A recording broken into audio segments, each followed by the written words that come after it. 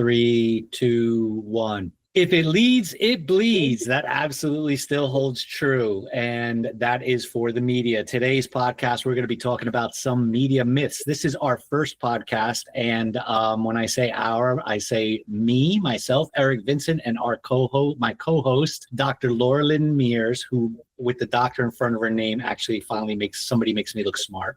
We're going to be talking about the myths of media and business truths and how media impacts all businesses and our decisions. And really the upfront secret is quite simple.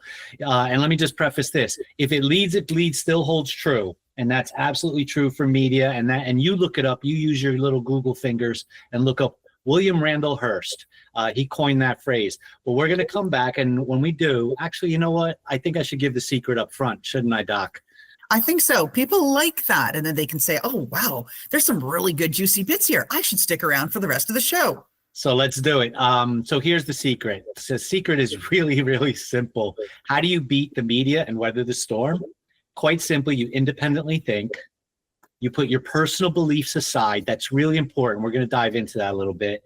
You operate your business by planning and navigating and continuing to seek opportunities no matter what happens, always seeking the opportunities, and you just don't buy in. You do your research. So that is some very simple shit, and that is just really the big secret. Nothing magical, nothing fantastic about it. It's a mindset. And stay tuned. We'll be right back.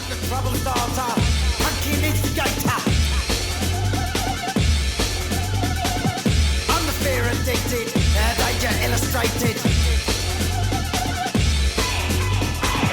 I'm a fire starter, twisted fire starter. All right, and that was Firestarter by Prodigy, which I think was an apropos choice to launch our first episode with, considering that our goal here is to make a lot of noise, piss a lot of people off, and tell everybody the truths that they don't want to hear. Wouldn't you say, Doc? That's exactly it, right? And people will add some value, right, as well. So let's do a brief introduction so people get to know us. My name is Eric Vincent. I am the founder of Black Ink Creative Partners, a creative development strategies agency, brand development agency. I'm also the creator of the Procurement Con brand. And I am here with the founder of Steer Us, which I know you do a lot more, Dr. Mears. Tell us what else you're doing. All kinds of things. So one of the things that we really do is help small businesses with revenue growth. We've got all of that stuff that happens at the intersection of technology and marketing, like your newsletters aren't being opened anymore. Maybe you're on the blacklist and you need a better outbound email, or the kinds of things, right, where you don't really know your market anymore. But boy, if you could get 300 to 500 opinions in a couple of days to answer your burning questions, wouldn't that be awesome? Yeah, we do that. And then all of the stuff, right? The sales and marketing, tech automation. So you don't have to send out all those emails and newsletters yourself and nurture your leads. Get all that done for you. That's what we do. So drop a little of your PhD science on me. What do you have a PhD in? Well, that's just it. You think that's nowhere near what I do now. My PhD is actually in genetically engineering mosquitoes so they could not transmit malaria. Yeah. Right? And so you're thinking... No. I'll tell you what I'm thinking. I'm thinking that sounds like the perfect segue into business development, because we literally have to change the way people think. That's the bottom line. But that's just it. Like all these degrees and these things that we've done in past experiences, they have to be foundational for how we apply it. So in a nutshell, right, with me, okay, Dr. LL, you're thinking, all right, PhD in mosquitoes, like what the what? Here's the net story. Doing a PhD teaches you to think independently, which is the theme for today's episode. It teaches you how to develop really strong problem statements so that you can methodically, right, hypothesis one at a time, right, find solutions to answer those burning questions in the hypothesis.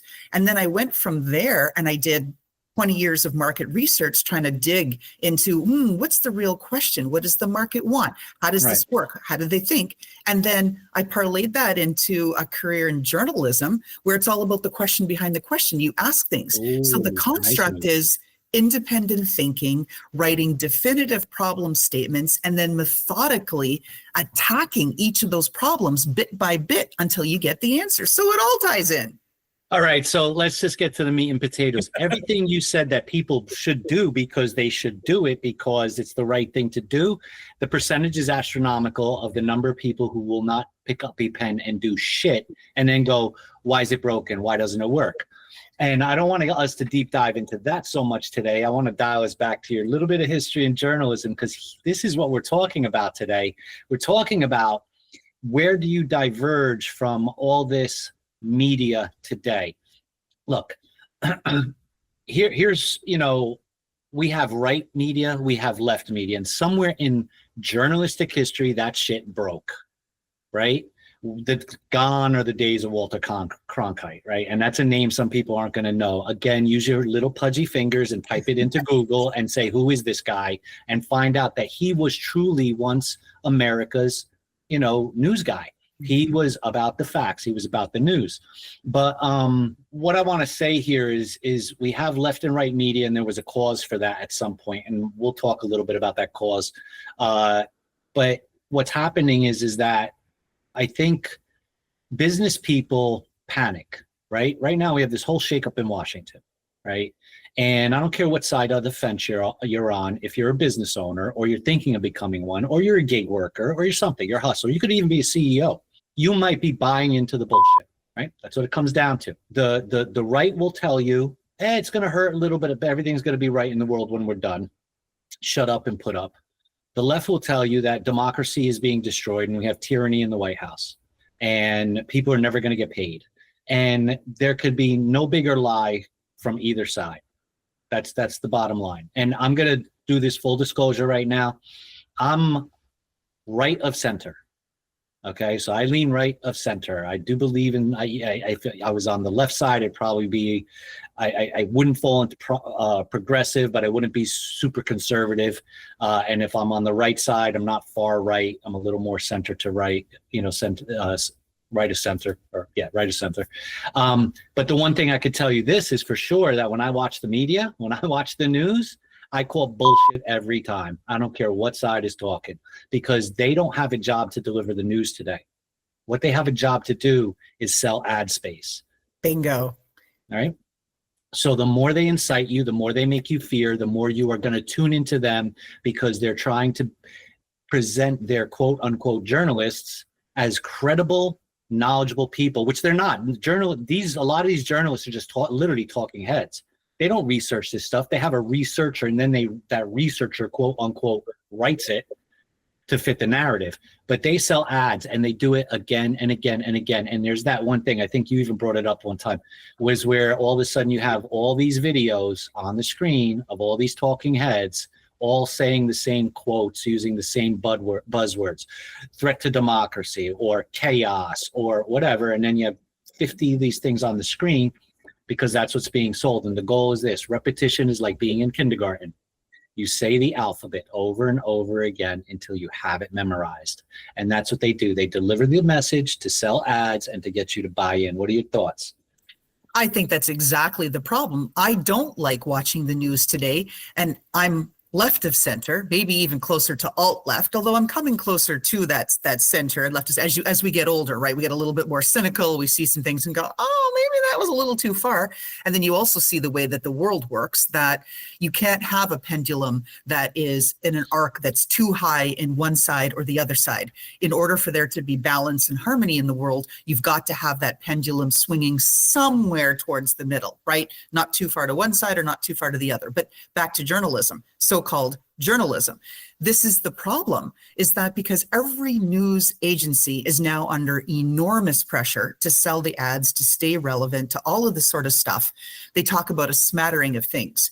They have the pretty girls in their cute outfits, and I'm shocked at the amount of cleavage that's being shown on the news. I'm like, again, news, air quotes, for those of you that can't see it, the benefit, I'll describe it. All right, I've got my hands in the air and I'm saying air quotes, that these gals are up there talking about whatever's on the teleprompter. They don't have the depth of the subject matter anymore. Now, the difference being Caitlin Collins on CNN, she researched the Republican Party for 4 years and represented everything they did. That's why she's up there. She is an informed authority, and that's all that she talks about. She doesn't talk about the cats that got caught in the tree. She doesn't talk about the local event that's happening at the coffee shop. That's all she speaks about. So she's an informed authority. And we need to each find the news that best represents what we want to hear. I know a lot of people that love Truth Social, a lot of people that love the OAN network. I like BBC because it's news. Yeah, right. I watch Sky News. I'll tune into Sky News sometimes. But it's so let's dial this back, because it wasn't always like that, right? Up until 1987, journalists had to operate under what was called the fairness doctrine. But because and here's what I want to say: there's conspiracy theory that Ronald Reagan took away fairness. It was a whole equal time thing was broken up through other reasons, but it wasn't Ronald Reagan signed a whip of his pen. The other conspiracy theory is that when news became propagandized, it was Obama. It wasn't Obama. There was a lot of other moving parts, right? And what happens is people just take advantage of those changes to benefit them. So you can look up the fairness doctrine that was enacted by the FCC back in 1949. Well, before 49. Well, yeah, it was 49, and then 87 it got wiped out. But it required anybody who had journalistic license to say, if this political person comes on the right, the person on the left gets that same 15 minutes. And that changed. And once that changed, that allowed media to become more biased and decide who they wanted on. But it really didn't become super propagandized until 2013. And that was with the Smith-Muntz Modernization Act, which was about, and again, it's about facilitating global connectivity, which is some nice words for American propaganda radio. And I believe, and again, I could be wrong, and I always say fact check us, I believe that the idea was obviously to allow more American communications and American media to permeate the world so that we could get our Western messaging out. And somewhere in that, the American market was like, hey, we can use our own media to get our cited messages out.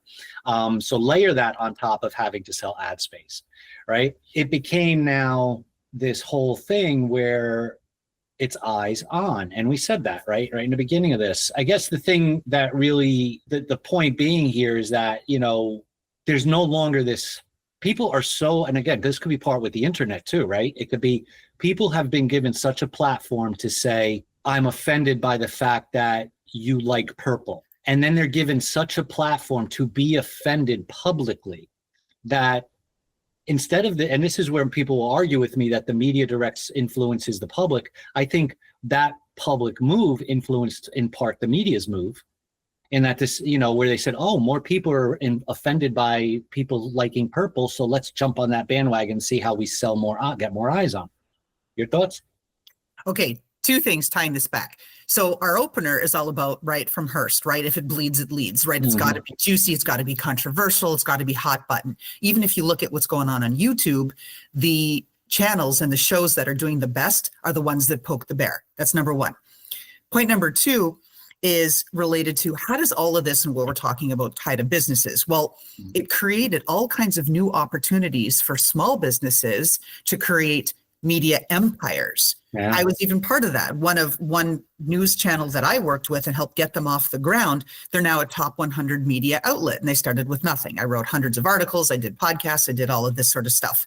And so it's possible. So you can be the disruptor and you can lock on to one aspect and say, we are going to be alt-left radio. We are going to be alt-right radio or media or website, whatever, media news, whatever your format is. And it gave small businesses that opportunity. But what it also did is it diluted any of the ability of the small businesses who were up and coming to have access to the credible sites. Like I'm talking about the Forbes and the things like this, where like, oh yeah, you want to be a featured author on Forbes or this or that. Well, little known fact, and I've had to do this for several of my clients, they're paying $20,000 a year to have 5 articles. So I'm writing their articles for them so that they can turn them into Forbes or all these other channels, Newsweek, it's all prepaid. So what kind of thought leadership is that? It's not real journalism. And there was a period in time too that, and I remember this back in the, I guess you could say the 80s, the 90s, when we had these big real estate movements, right? Big developments. The printed media, the newspapers, they would allow real estate developers to write their own articles, right? But they had to, it was really ad space they were selling. They were selling 2 full page article pages with columns, however many columns wide with photos, and really, really tiny in the corner, at 6-point type. It said sponsor. It looked like an article, but it wasn't an article. Okay. So that's advertorials, right? And so that's when that really started to come in. So let's talk about that for a moment, because I spent most of my career in biotech on the sides of, data science, data analytics, working with vendors who were selling solutions to accelerate drug discovery to pharmaceutical companies and big biotech companies. Okay, that said, I was always on the sales and marketing side. And what was really interesting is just right around the turn of the last century, right? God forbid, 25 years ago, here we are. But anyway, at the turn of the last century, which sounds really far. Anyway, what we started to see in these credible scientific reporting magazines and all of this, there was the opportunity for advertorials. And so you'd make it, look like a duck, sound like a duck, smell like a duck, right? And all of that, talk like a duck. So you'd think, oh, it's a scientific article about blah, blah, some new discovery, some new compound, some new modality of action to whatever, treat some X horrible disease. But it was really a sponsored ad. It was just cleverly disguised. And it started to really drive me crazy. I liked it better before where it just said ad. There it is. Well, I qualify that as psyops. Right. And I think there's a lot of people, and I don't want to dive down the marketing rabbit hole, but a lot of people don't realize that marketing is literally psyops. That's what it is. It's us controlling the audience, or trying to bring people that we want to be our audience with all these maneuvers and tricks. It really is. I don't care what they say, truth in advertising, rules of marketing. Everybody who's in the marketing space knows, and they might not know it, but they understand they have to do X, Y, Z to get more eyes on. The media the media are experts at this. The political, the DNC, the RNC, whomever, they are masters at sending propaganda to the media and saying, because they can do it now. They can deliver, you're going to run this ad, or you're going to say these words, or this is how they could do it now. So they could really leverage the media and that psyop sort of marketing. But I think when we talk about business and how this impacts business, the bottom line is that you're an idiot if you're letting your person, and I say that because I've been an idiot, let your personal beliefs at the root, your personal stuff. I don't like whatever. And again, there's too many things that people don't like. And so I'm not going to sell my product to that person. Sure. That's feature my ads on that market. Fine. Right. That's fine. And it has an impact on your business when you let your personal choice. And it's okay to do that, whatever your religion, your belief, your whatever, that's fine. That's your choice. It's what happens is when it gets so out of control that it starts to impact your choices of how you operate your business at a level that's impacting your business negatively. Look, here's what I say but it's your fault if you're losing business because you let the media fire up those personal beliefs to a point that puts you in stress mode. That is really because you have to operate a business based on a very simple principle. Blood is red, money's green. I got to pay my bills. Right. And you get to have that choice. If you have the luxury of choice, right, where you can say, I don't want to be open on Sundays. I don't want to, let's take, for example, Masterpiece Cake, right? 2018, it went all the way up to the Supreme Court and they ruled, hey, cake folks, you don't have to sell your wedding cakes to gay guys if you don't want to. That's your choice. And so But of course, the backlash and everything that they had, the attacks, the personal attacks, I mean, people dox people and all this. Yeah, it was ridiculous. Now, right? And really harming good people who just had a personal value choice. And why is it that they can't have their choice? And to your point, where we can't have everybody triggered by everything and then refusing to do anything and then still complaining when something happens. That's it. Right. We're coming at it from all sides. It is literally, and that's why I bring up the cake.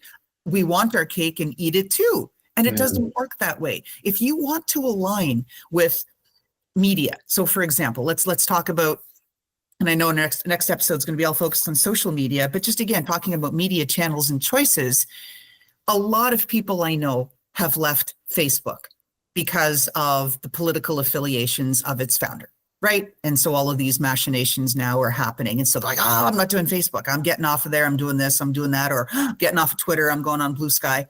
Okay. Everybody's got choices.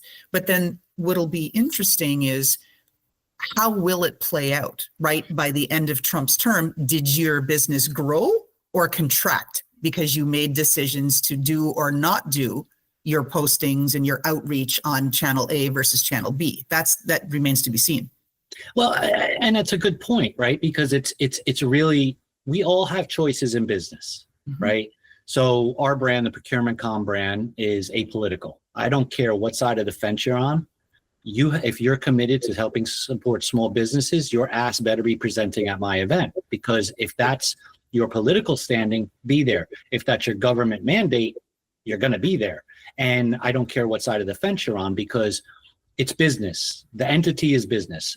If I get upset because I didn't like something on the left, I'm not going to ban those people from my event. That's suicidal business, because if again, I don't like something. Like I didn't like shit with Obama. I like shit with Obama. I didn't like shit with Bush. I like shit with a Bush. It was, it's an even keel what I like to, but if I made my decisions on a personal, emotional, panic button that the media tends to sort of fire up, you know what I mean? Because that's their job. Fire you up so you come back for more, so they can sell more ad space. That is where it's your fault. It's not your fault because of choice and your personal beliefs. It's when you react emotionally and in panic of something, because you just said it. What happens at the end of 4 years? You have to pivot, you have to navigate, you have to look for opportunity. The key is look for opportunity even in the change you disagree with, right? And I had this in my notes. It was where is it? Let me find it. All right, so here I made a note. If the Fed right now trimmed $100 million of wasted payments, I'm being very specific here, wasted payments in Social Security. If it was 100% fact check that we found $100 million, and now what are we going to do with that money? Okay. And they decided to redistribute it to fix $100 million worth of pay. Everybody got an extra $5 in the system.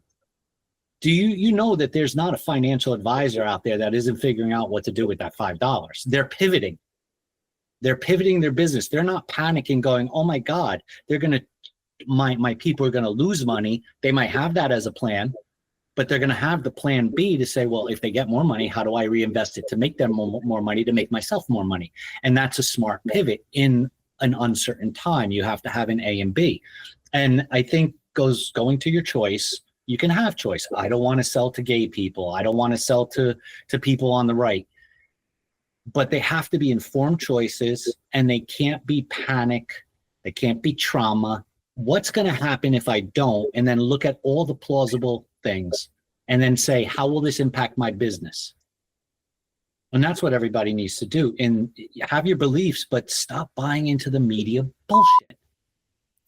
And that's just it. And so coming back with my background, which has been blending, sort of left side logic with right side creativity and all of that, right? Everything that I've looked at and done has to be data informed. If you make these gut gut-based decisions, they could be harmful to your business. Yes, there's a lot of examples where gut-based decisions led to like, woohoo, jackpot, millions, Yeah. right? Time on the beach and pina coladas and all the rest of that nonsense, early retirement, woohoo, right? Great for you. But for the most part, the approaches have to be data informed. You have to look at and take the emotions out of it, which is really hard. And I think that's what's lacking, not only in Gen Z, who gets a bad rap for this, but in a lot of people. We've lost the ability to be adaptive, right? And to look at the situations, to look at it without that emotional lens and look at it more with a constructive lens and say, okay, what are the shifts that are happening? Okay, yes, they're tectonic. How do I adapt to them so that I stay alive, right?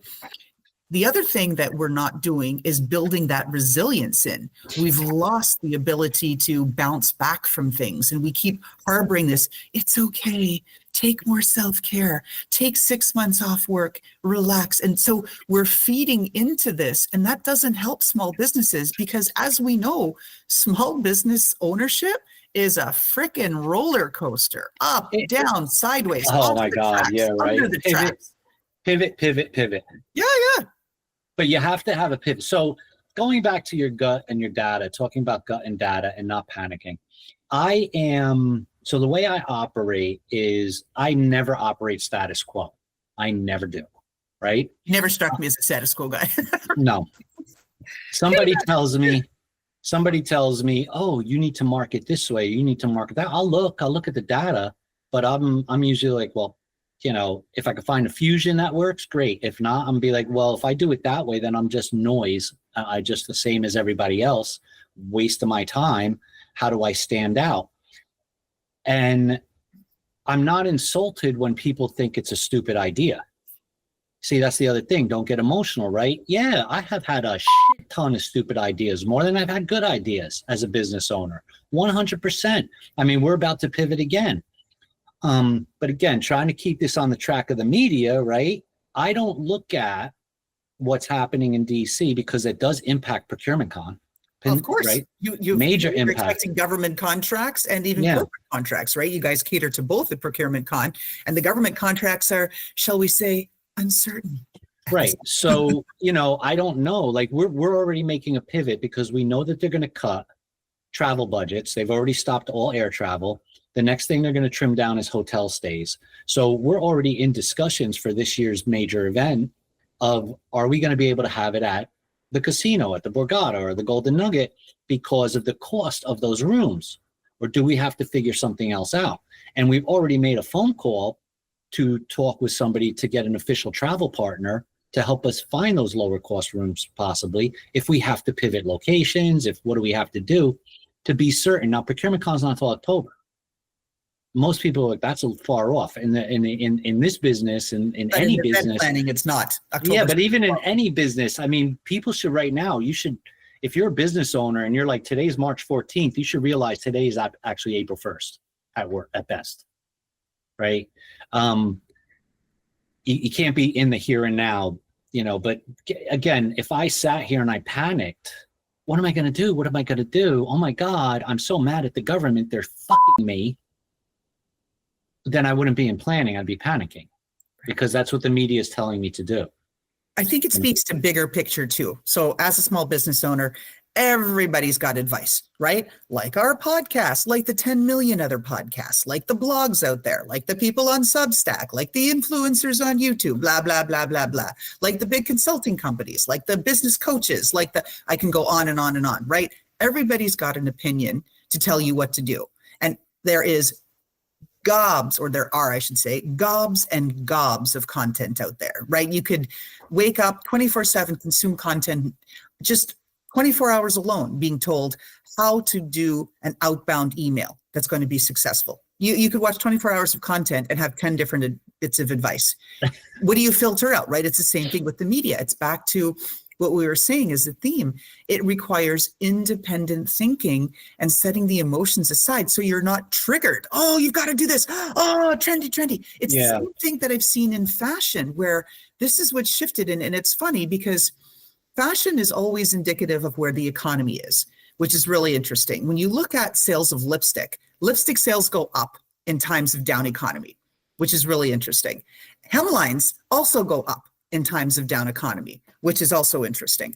And so when you look at these trends and how it correlates, the whole thing, what's been happening in the fashion movement over the last, I'd say 15 to 20 years that the business world hasn't caught up with and the media hasn't caught up with, is that fashion has said on being trendy. Yes, there's shows and themes with every season and all of this, but everybody's been invited to express themselves in their own way. In parallel, the media has in effect done that. They're not reporting the news. They're talking about opinions, right? These are talking head people with opinions.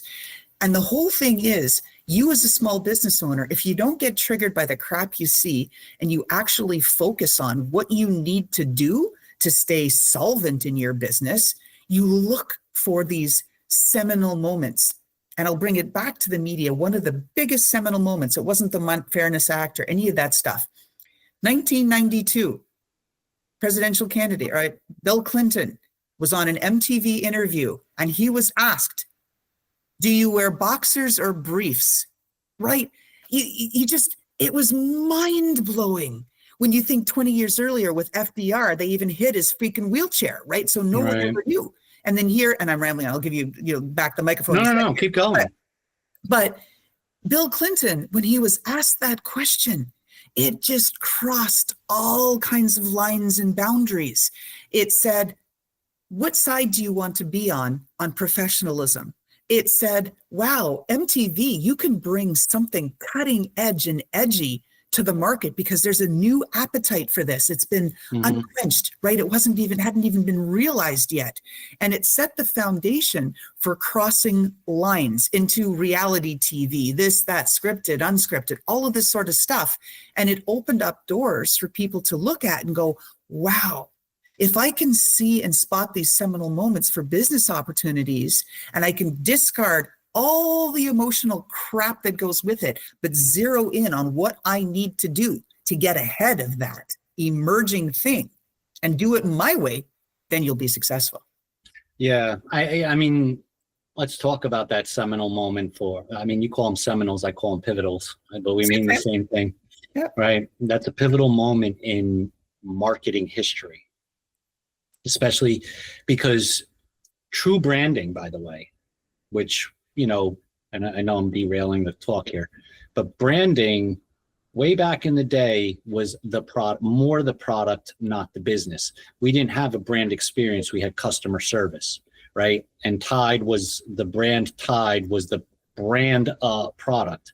It wasn't really the political arena from the way I see it and what I've read. That really formulated the brand. What is the brand experience? What is the brand icon? What is the brand? Who is the brand? It was the political arena that really started, in my opinion, to really create a brand.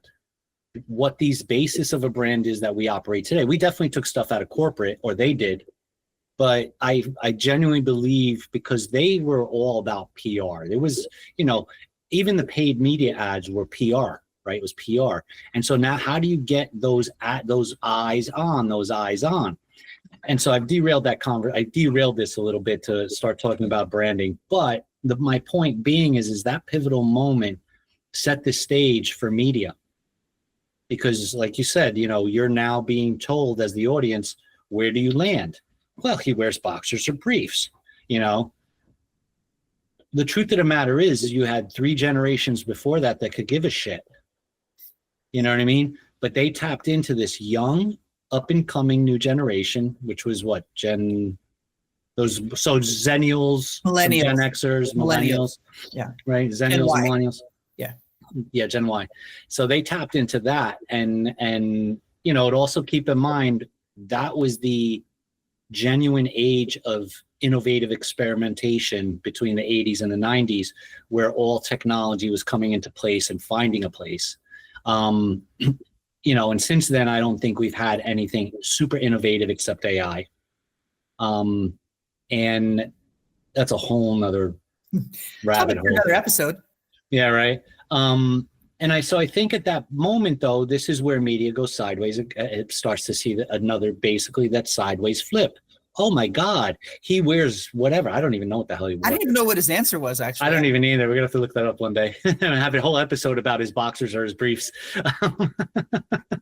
But that was it, right? That was where I think you got all the data at that point. There was a massive data push of the response. It was the feedback loop. And that sort of set the pace. How do you advertise to get eyes on? How do you advertise? And it became, ooh, look at, and then of course, MTV, we're going to blame MTV. I'm going to blame them for everything now. It's all your fault, MTV. You know, you had that real world show, which brought us reality television, unscripted TV. And from there, it was everybody loves drama. Everybody loves crazy bullshit. Everybody loves to see other people suffer. So the ratings went up, and stupid questions drove the ratings up in the feedback loop. So now this is how we market and advertise. And today we have propaganda media. And yes, I don't care what anybody says. If you look historically at the trends of media and what propaganda is, today's major players are propagandists. That's what they are. They're paid propagandists. And that, again, I mean, I see that as not opinion. I mean, you just have to look at historical trends of how propaganda works, and how paid media works to see that these are just mouthpieces that, and I don't want to keep harping on them, but the importance is that it's the hot button topic that makes people panic. And when you panic because you're moved by a belief system or whatever it is that drives you to go screaming down the hall or, you know, get angry, and you bleed that over into your business decision making, you're doomed to fail. You're doomed to fail. You know, what's happening in DC today you should not be looking at the media. You should be signing up for newsletters. And that's what I just printed up. I just got a newsletter today, my first newsletter from the Department of Commerce. Okay. And it's actually from Commerce News, put out by the Department of Commerce. And it's a synopsis of the meeting that happened. Was it yesterday? I think yesterday, between the Secretary of Commerce and U.S. Trade Representative Jameson Greer. They met with the Canadian Minister of Finance, Dominic LeBlanc, and the Ontario Premier, Doug Ford, Canadian Minister of Innovation, Science and Industry, Francois-Philippe Champagne. Cool name. I know. Damn. I mean, damn, I'm stuck on the name. And Canadian Ambassador to the United States, Christine Hillman, in advance of the April 2nd reciprocal tariff deadline to discuss the Trump administration's steel and aluminum tariffs, its goal and fair trade with Canada in the province of Ontario, while working to secure America's borders and eliminate fentanyl. Now, what follows is literally 2 paragraphs. No major media blitz, 2 paragraphs. This is the news. Directly from the department. This is not official newsletter stuff. This is them and their media department for all. And who does this go to? All the contractors who are signed up to read it, right? During the meeting, Secretary Lutnick and Ambassador Greer highlighted the Trump administration's steadfast commitment to pursuing fair trade. Blah blah blah blah blah. Efforts, yada yada. The response in overall, no major details. Secretary Lutnick is dedicated to fulfilling Trump's vision on trade since he was confirmed, yada, yada, yada. I think I'm missing a page here. But basically, I don't want to open my email and reread it. Basically, what the response from Canada was, we are working together to solve this problem and have this fair trade agreement.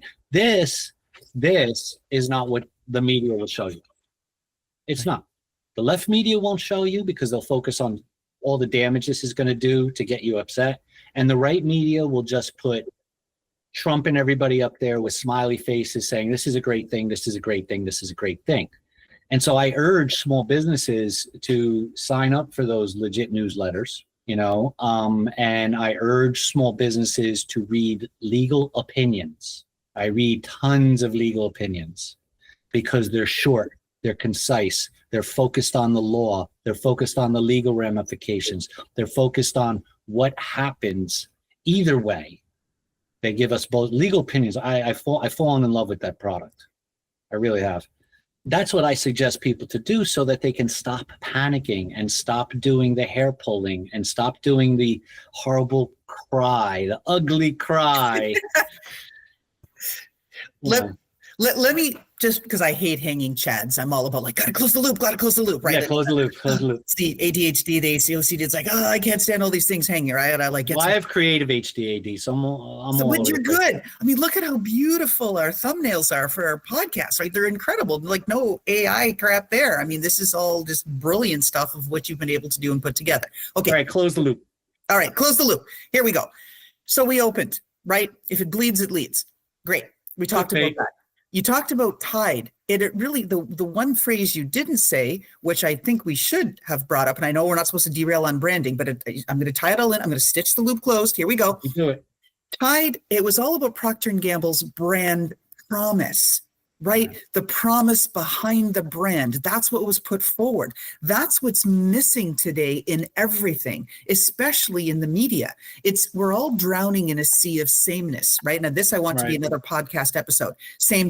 Everybody's got, every small business owner. Yeah, I got my podcast on my YouTube channel. I got my book. I got my this. It's like, I've got my logo. It's sameness. Everybody's using these AI tools. You generate a logo and, oh, okay. So you've got the blue flavor of it, the pink flavor. It's all the same. The media is doing the same shite, right? So because if it bleeds, it leads. So they'll galvanize themselves like, oh, this is the big hot story, and they'll focus on that. But what's their real position on it, right? Like it's blurred. You could insert anything, media.com, and it's the same stuff. It's the same stories because everybody's so desperate to get noticed. Fashion, same thing, right? So they walked away and said, go be yourself. This is what small business owners need to do. They need to get back behind the promise of their brand. That's how they stand out. They need not to be triggered by everything or be just trend spotting and I got to do that because everybody else is doing that. They need to stick to their knitting. There, I stitched it. Yeah, no, and that's great. And that's going to get us to the wrap on this episode. Folks, we're really excited to have you guys tune in every week. We want you to share this with everybody. Love us or hate us. If you don't like a damn thing we said, don't listen. We don't care. And to your point real quick, our brands are not living in one space. We are not living on YouTube monetization or selling on TikTok. We are fully immersed in our business cycles and our business circles. We are out networking. We are out putting on events. We are out promoting our businesses. We're doing free and paid stuff.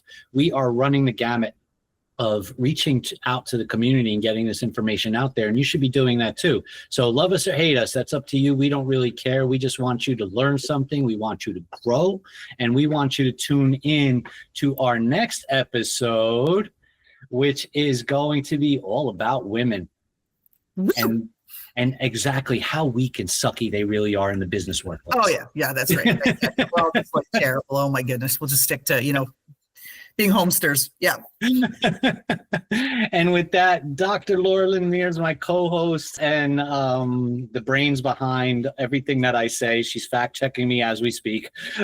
I appreciate you coming today and getting on this crazy venture with us, and let's see where this shit goes. I'm so excited, Eric. Thank you for being part of this journey, and all of you listeners, stay tuned because we are just getting started. All right, and we are out. Trouble starter, monkey needs to get